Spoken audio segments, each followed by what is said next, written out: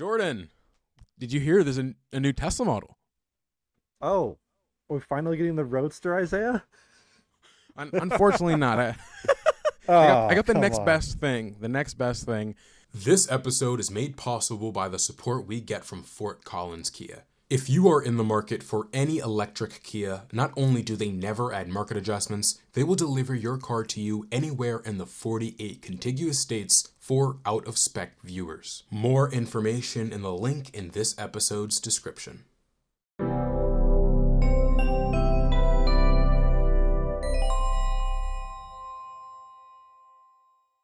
Tesla Model Y Juniper is finally coming to the United States and Canada.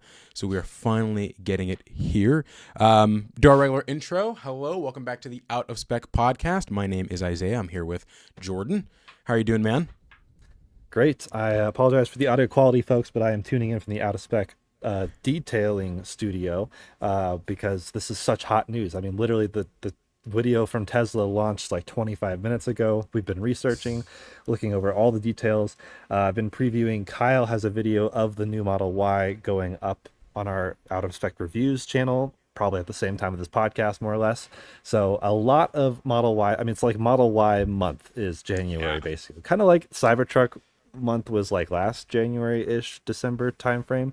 That's what we're seeing with the Model Y now. So very intriguing to see the Juniper arrive at our shores quicker than the turnaround was from, in our earlier podcasts, we talked about how Model 3 Highland announced in North America months after China.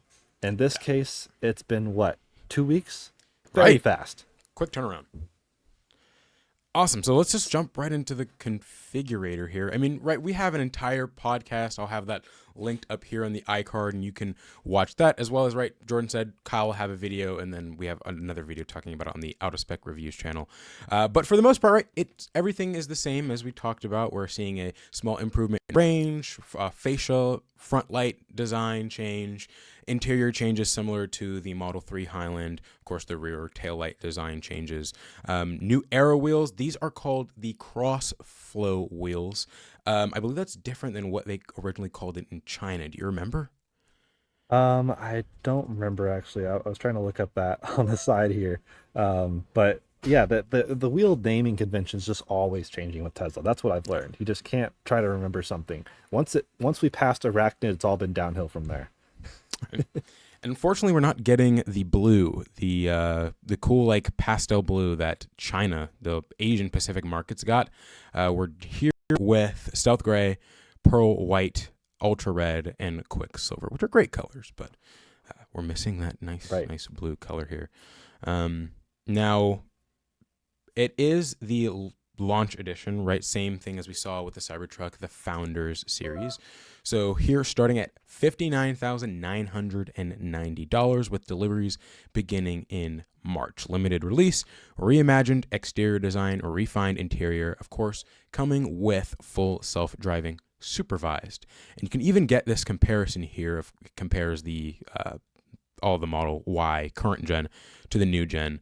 And for those watching on screen, you kind of get a full comparison of everything that's changing.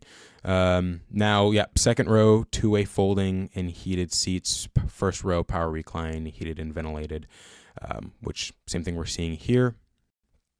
And yeah, I believe those are all like the crazy changes here. I mean, is there anything else that we're learning? We got some new pictures, which are fun. Right. Yeah, new photos. Of course, the video Tesla did was pretty interesting. And man, that Quicksilver looks good. The white looks good. The roof rack looks like this car looks better than I expected.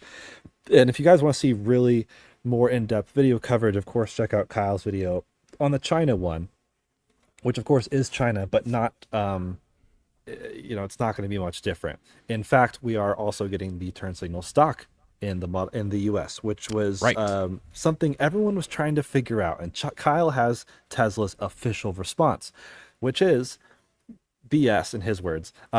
Basically, Tesla was saying, well, the Model 3 is kind of the enthusiast customer, and the Model Y is more of a family-minded vehicle, and we knew the stock was the easiest for the family to work around, which I don't even know what to make of that response, but loosely worded, that's what it is. Kyle has the official wording in his video. Again, if you are all interested in this car, watch Kyle's hour-long deep dive. He goes into the software, thorough walk around how the trunk and frunk and everything operates. It is not a powered frunk, as we have learned that I was incorrectly reading the screen on that, but either way, a few misses, no crazy improvements to the charging curve. Nothing technologically totally crazy, but having the improved sound system, which the outgoing was already amazing, but this new one with the improved 16 speaker premium sound system, I'm really curious to hear the bass one, but it's probably gonna be similar to my Model 3, which is fine, but that's not even a consideration right now. There is no base model of the new Model Y in North America, what this podcast is about. So it is fully loaded, as you said, including, so our first impression when this news dropped was like, whoa, it's expensive. But then we realized it's including FSD, which is roughly valued at $8,000. It includes, obviously, all the refinements and changes, and it includes any option you want. So previously, you had to pay extra for the wide interior. You had to pay extra for every other paint option. You had to pay extra for the bigger wheels. All those are now included if you want them, which is cool. So you can opt for the launch edition, but still get the base range wheels if you want the maximum range, which we now know is 320 miles. I think EPA estimated. We were guessing that before, and now we know that for sure, which is great. But I think all the improvements, the ventilated seats, just the better interior, the more refined NVH. You have acoustic proof glass. You have the glass roof, which is far improved. It actually blocks, I think, 5 times more heat than the outgoing one, which is really impressive. So Tesla says you have no use or need for shades or tint to block some of the UV rays that people used to try to accommodate for with the outgoing Model Y. It did get hot in there in the hotter climates, including where Isaiah is down in Florida. Now that shouldn't be a problem. What it shouldn't be. We'll see. We'll of course test this as soon as we can get our hands on it, which is looking to be March. So not that far away. Yeah, and just for those watching, you can see in the picture here, there is the stock right there. That's perfect to see here. And of course, Tesla has this video as well. Really nice video. Kind of sucked when they did the rollout of the Tesla Model Y Juniper in China, because we didn't really get as many pictures, or we got some videos, but nothing as comprehensive as this. So we're really getting like the full look at the Model Y, everything from the backseat floors to and the light bar we could talk about really quick is like I think 1.5 1.6 meters wide. It's one of the biggest in the industry, and it's actually shining down onto a reflective surface, which is then basically shining out. So that's why it looks like such a cool ombre effect. And you may want to pass through the video a little bit. We don't want to get any copyright strike. I don't know if they would have that on this, but either way, it's really cool to see the Tesla in, the North American landscape, as you will. Although most people, I feel like, if they wanted to accurately portray it, they would have put this Tesla in like Starbucks parking lot and the mall parking lot and the movie theater parking lot, school drop-off zone. That's where you'd probably see these most of the time. But hey, it'll be a nice, refined way to get there. Can't wait to try the suspension improvements. But driving my Model 3 around all over the place, it's just so much more refined than the outgoing one, which was still a good car. It was still easy to recommend the Model Y, the outgoing one. And it's interesting that Tesla is still selling them side by side. If you go on the website, you'd see, we had the configurator up, and it was showing, the earlier ones as well as the launch edition. So eventually, maybe even March when deliveries start happening, maybe that's when we'll see the new Model Y and its other iterations. We're expecting a long-range rear-wheel drive, which is already clearly built for China. And we are probably going to see a performance, although I would venture to guess maybe not at launch. That will probably come later. And in these images here, you can really get a full comparison between the Model Y current gen and new gen. And this, I don't know. I'm starting to fall in love with it. I thought it looked great in the beginning during the Chinese rollout, but slowly I'm like, this thing really does look cool. I know for a while people weren't too fond of the design. How are you feeling about it now, Jordan, a couple weeks later? Yeah, I mean, Kyle was also not so much a fan, but after his video and after watching his video, which is, as we're recording this, rolling out in about 30 minutes, is grown on me. He said it's grown on him. In person, it looks way better. I'm already okay with the rendering, so I'm excited to see it in person. I do still prefer the look of like the 3 Performance, but the fact that the Model Y does have those inlet strakes, which is really cool, even on the base model, which, like I said, we don't have yet. But even this is the long range all wheel drive, essentially maxed out.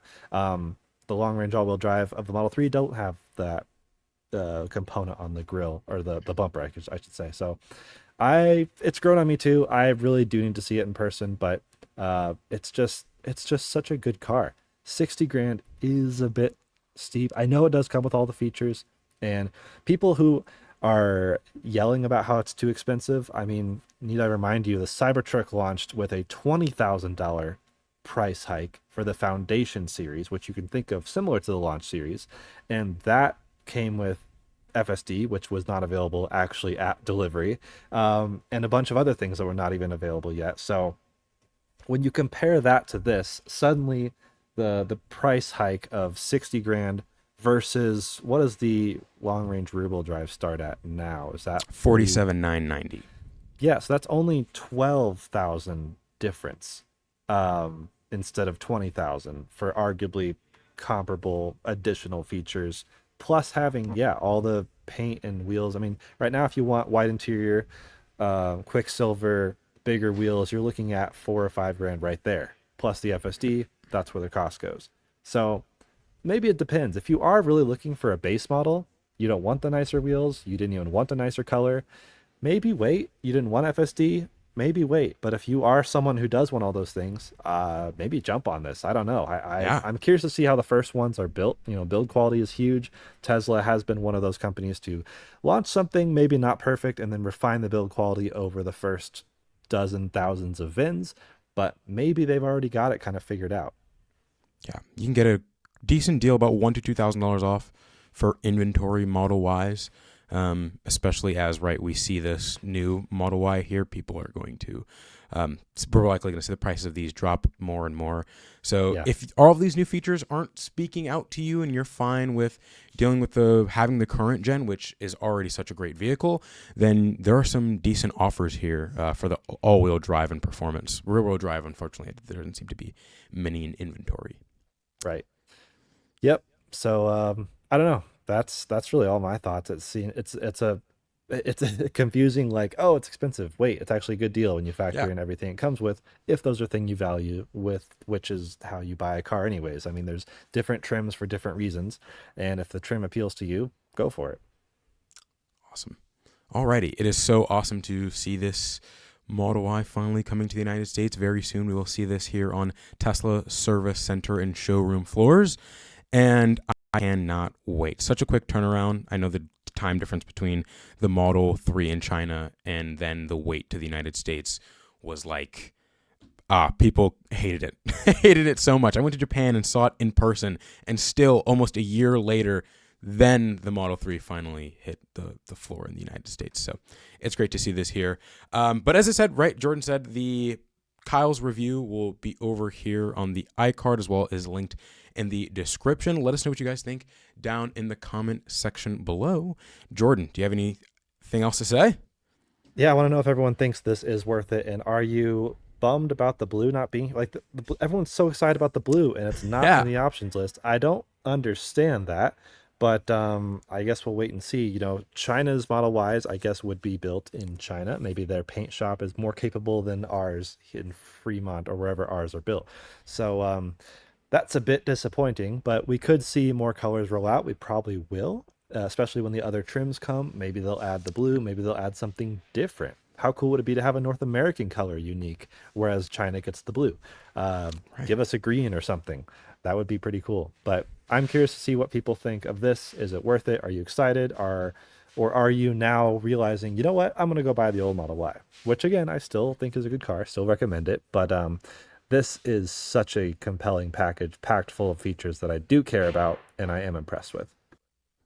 Awesome. Well, alrighty. Thank you guys so much for watching the Out of Spec podcast. We will see you guys in the next episode.